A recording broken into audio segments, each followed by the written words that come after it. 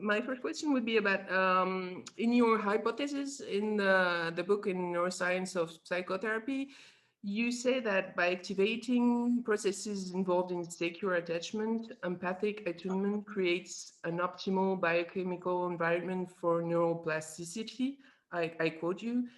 And my question is in the attachment theory, the attachment is sometimes viewed as a schema, something that is stable in time. And you also talk about activating empathic attunement as creating neuroplasticity, in more of a state process than a trait process. How do Mhm. you navigate those dimensions? Because it's something I've been struggling with, integrating the idea of social joy in as an emotion. To me, social joy is the experience of empathic attunement, is the subjective experience of it. It's one term we could use for that. We can use many others, but the resistance I've had is people tell me that it's not about, it's about a schema. It's not so much about a state process. What what are you? How do you navigate that? I well, I see it. You That's a very complicated question. But let me, but let me pick one part of it and see. Um, People talk about it in terms of a schema as if it's cognitive, right? But if if if you can measure attachment schema at 1 year of age, right? It really isn't cognitive, Hmm. right? It's biochemical, it's sensory motor, it's emotional. It's not, I think schema was a really bad choice of words, Hmm. right? And I'm not sure where that came from. Perhaps, from I don't know if Bowlby used the word schema or if that came later with Mary Ainsworth. But to me, what's happening in attachment basically is an approach avoidance response that's based on emotional, or I should say, that's based on uh, autonomic nervous system regulation. So children learn to approach their parents because it helps to regulate their arousal and their anxiety. So Hmm. they explore, and then if anything frightens them, they come and run to us and hold on to us, right? And that's what Bowlby noticed in his consulting room. And when Bowlby went to visit Harry Harlow, the fellow that did the wire monkey experiments, he saw the same thing, right?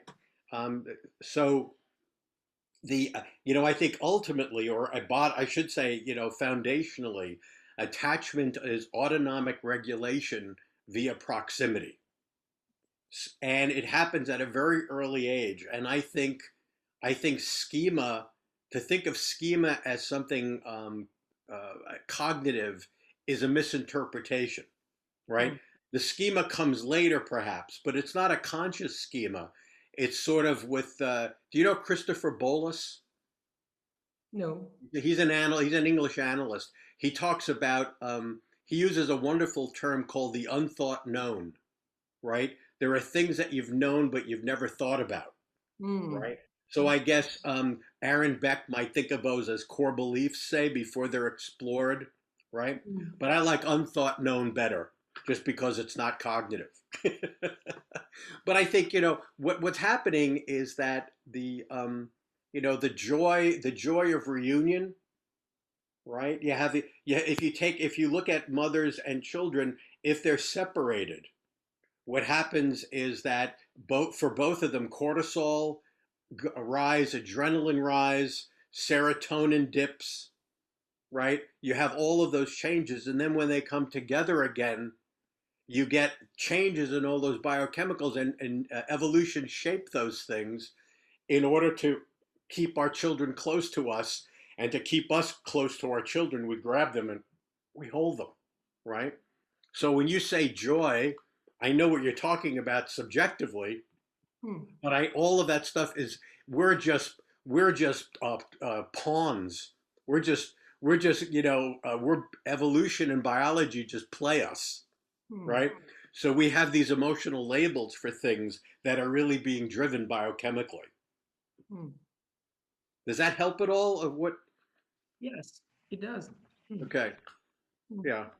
I think schema or thinking about things cognitively is a, how can I say? It's sort of a shorthand. You're looking at what's on the surface and what's obvious, Hmm. Hmm. right? But that's not what evolution doesn't work so much. Evolution doesn't manipulate thoughts. Evolution manipulates genes and biochemistry, and then the thoughts are kind of epiphenomena. They Hmm. emerge. The thoughts emerge from the biochemistry. Hmm. I guess it really fits with my feelings or my understanding Yeah. of cognitive processes. Hmm. Right, right. And that doesn't mean that for some people, if you can alter their thinking process, you can also do top-down modification, Hmm. right? So there's top-down adjustment, and there's bottom-up adjustment. Um, but some people can't do top-down, and some people can't do bottom-up. So we really have to have a very open view when we're Hmm. treating people of the different approaches Hmm. that we take to them, because there are many roads to Rome. There are many ways to get to the brain. Hmm. And in your work, you also talk about the importance of connection and altruism. And in compassion, we often talk about the expected effect of compassion on prosocial motivation and prosocial behaviors. And do you think we should start with compassion or with connection? And do you really use the concept of compassion really?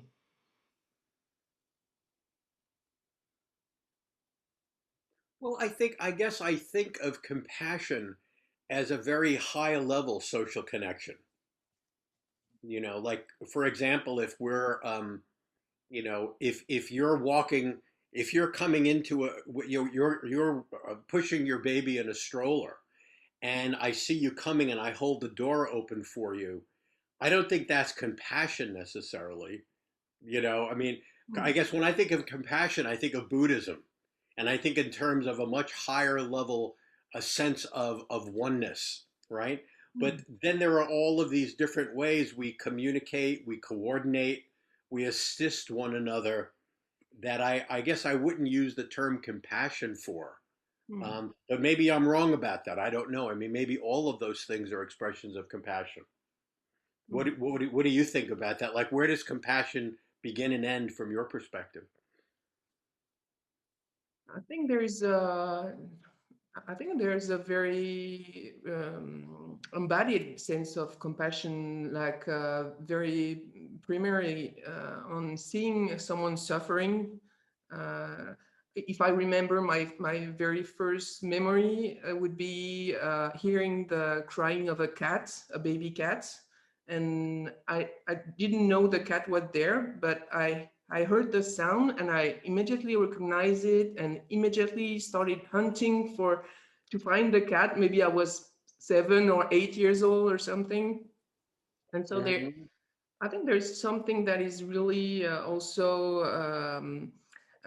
works, as you said, as a social group to make the group more resilient Mm-hmm. and biologically stronger. Yeah. If we react to suffering, even for a mother to be able to correctly react to the suffering of the baby, Right. will probably increase the survival Sure. of the Sure. Yeah. baby.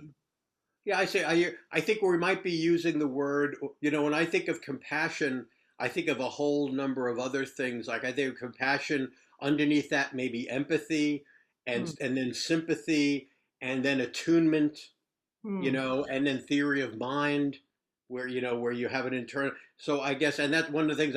There's a chapter in that human relationships book I told you about, where I just, in my mind, I broke all of these things down because I think they all build on one another. So Hmm. when I think, like, you're the child and you hear the cat's making, the kitten is making these sounds, like maybe it's trapped or it's stuck in a tree or something like that, and it's touching your heart, Hmm. right? Because there's a sound. The reason in domesticated animals, they know how to touch that in us, Hmm. right? And they attune to our emotions and we attune to their emotions. So I think there, in my mind, there are many levels of this, and I kind of reserve compassion, probably again because of my studies in Buddhism, as this higher level, Hmm. embodiment of a connectivity and a oneness, Hmm. with the world and with other people, but also with animals and nature and the world and all of that. But if you're using compassion to mean things like sympathy and attunement and empathy and caring, then yes, I'm with you. But I think there's a lot of ways you can break that down. But even if we talk at a very high level of something more universal, of interconnection and oneness, um, do you think someone could really connect to that if they have a dysregulated connection processes? That we can work on that level with people who are struggle to connect, or do you think it can help, or should we start with the attunement with the very smaller processes and build on that? Yeah, but I would say even before that, you would have to begin with affect regulation, Mm, because um, the the the executive system in our brain that's responsible for our ability to connect with other people and also to have self-awareness is mm, the default mode network, mm, right? And the amygdala and the default mode network are anti-correlational. mm, And so if you're highly aroused, right, the default mode network gets inhibited. And if you're highly aroused from childhood, right, then there's a possibility that the default mode network won't even develop to the point where you can have those experiences.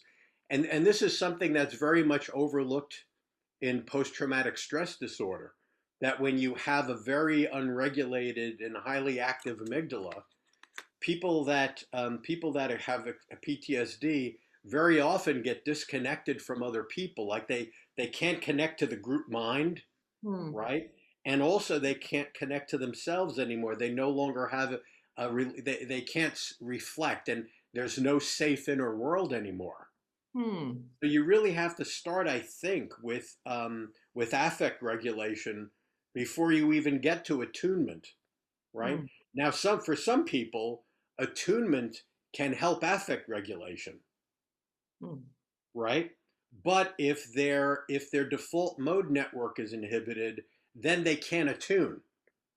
So mm, that won't be helpful for them. So really, I think the first step in any treatment needs to be affect regulation, because you have to quiet the amygdala to the point where you have access to other executive systems like the DMN, like the frontal and parietal cortical systems, so mm. that you can activate logic and cognition and problem solving, mirror neurons, because mirror neurons are up in the parietal and the frontal lobes. And so, yeah, I would say first step affect regulation, then attunement. Mm. Does that kind of make sense?